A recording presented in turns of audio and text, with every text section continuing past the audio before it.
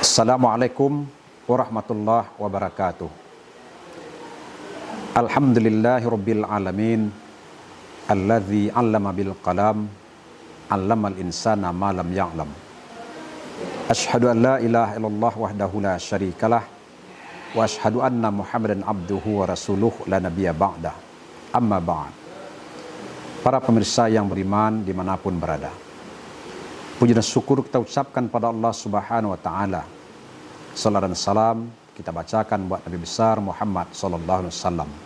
Allahumma shalli ala Muhammad wa ala ali Muhammad. Pada waktu yang singkat dan berbahagia ini, judul ceramah kita, ibadah puasa membentuk pribadi yang unggul.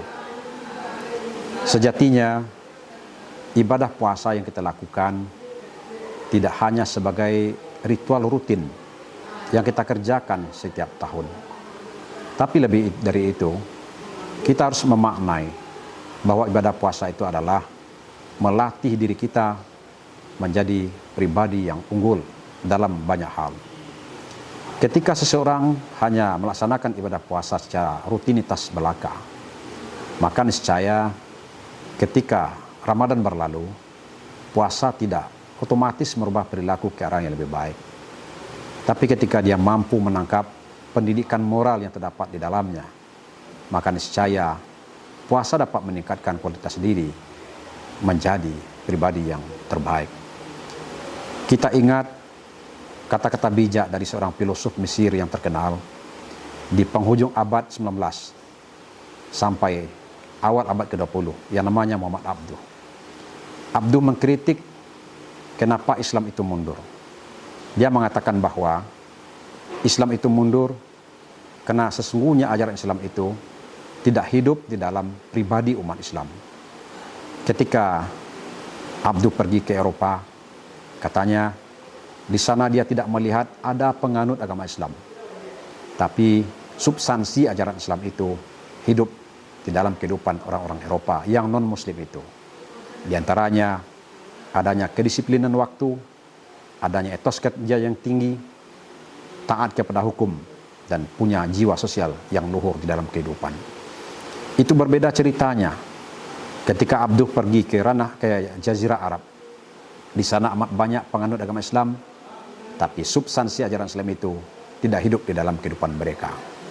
Mereka tidak disiplin, banyak yang melanggar hukum, punya jiwa sosial yang rendah, dan substansi ajaran Islam itu justru mati di dalam kehidupan mereka sendiri. Ini sesuatu yang memiriskan sebenarnya.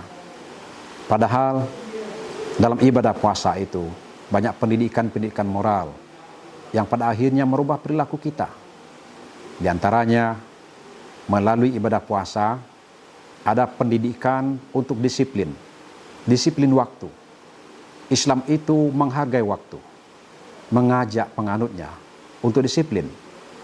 Kapan memulai kerja, kapan mengakhiri pekerjaan, kapan istirahat, dan sebagainya. Bukankah Allah dalam Al-Quran mengatakan, وَجَعَلْنَا اللَّيْلَ لِبَاسًا وَجَعَلْنَا النَّهَارَ مَعَاشًا. Allah ciptakan malam itu sebagai tempat istirahat, lalu siang itu sebagai tempat bekerja. Kedisiplinan akan mendekatkan orang kepada keberhasilan. Mereka yang menghargai waktu akan lebih dekat kepada kesuksesan. Tapi sebaliknya, ketika kedisiplinan itu tidak ada, maka dalam lapangan kerja manapun, dalam konteks apapun, niscaya kedisiplinan akan meningkatkan keberhasilan. Sebaliknya, dia bisa menghancurkan seseorang di dalam perjuangannya. Yang kedua, ada pendidikan untuk taat kepada aturan, taat sistem. Bukankah dalam ibadah puasa kita dididik untuk taat aturan?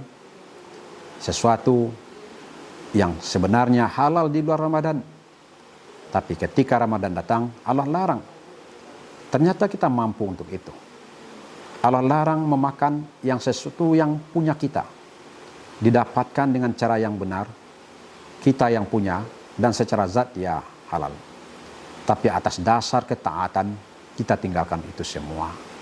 Itu artinya selama 1 bulan penuh Ramadan mendidik kita menjadi orang-orang yang taat kepada aturan, taat kepada sistem, baik taat kepada sistem yang diatur Allah termasuk juga sistem yang berlaku dalam kehidupan masyarakat. Karena bagaimanapun ketaatan terhadap sistem akan mengatur hidup itu lebih terarah, akan menyelamatkan diri seseorang itu dari gangguan-gangguan, tentu juga menyelamatkan diri dia dari malapetaka di dalam kehidupan. Sebaliknya, pelanggaran terhadap sistem akan berdampak fatal di dalam kehidupan manusia. Yang ketiga, melalui ibadah puasa ada pendidikan jiwa sosial. Jiwa sosial yang di situ ada menjunjung tinggi nilai-nilai kemanusiaan. Berbuat baik tidak dibatasi sekat-sekat primordialisme, tidak dibatasi oleh suku, tempat, dan kelompok. Tapi jiwa sosial yang muncul dari nurani yang paling dalam, terbuka untuk membantu siapapun makhluk Allah yang membutuh bantuan di dalam kehidupannya. Di samping kita ada makhluk-makhluk yang lemah, yang senantiasa membutuhkan bantuan kita, yang membutuhkan ayoman kita, yang membutuhkan keringanan dari kita. Ibadah puasa sesungguhnya mengajak kita untuk memperhatikan aspek-aspek sosial seperti itu. Karena aspek sosial seperti itu bagian dari dimensi kemanusiaan yang dijunjung tinggi dalam agama Islam dan juga dijunjung tinggi dalam norma-norma kehidupan manusia secara umum. Itu diantara 3 hal yang dididik melalui pelaksanaan ibadah puasa. Yang pertama tadi, menghargai waktu, disiplin waktu. Yang kedua, taat kepada sistem. Yang ketiga, memiliki jiwa sosial yang tangguh di dalam kehidupan. Ketika hal itu dapat kita renungi dan cermati, maka setelah Ramadan itu berlalu, niscaya kita lahir dengan kepribadian yang unggul, yang kehadiran kita mendatangkan manfaat bagi orang lain.